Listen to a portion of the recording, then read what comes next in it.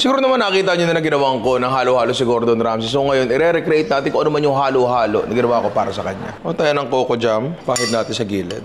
Rice Krispies or ampaw na matabang. Makapuno, pare. Minatamis na beans. Leche flan. Yan, yan natin dyan. Minatamis na munggo. Nata de coco.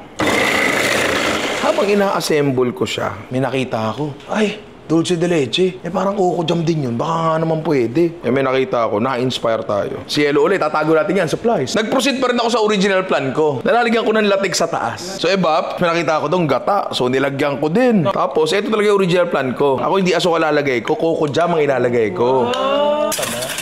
Bubuhos ngayon natin yan dyan.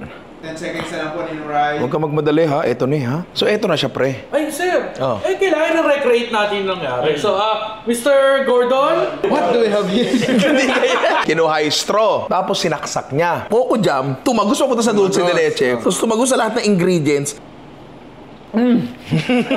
He's right. Now, we mix it. Kailangan nating haluin talaga kasi kailangan matunaw yung yelo. Tikman mo.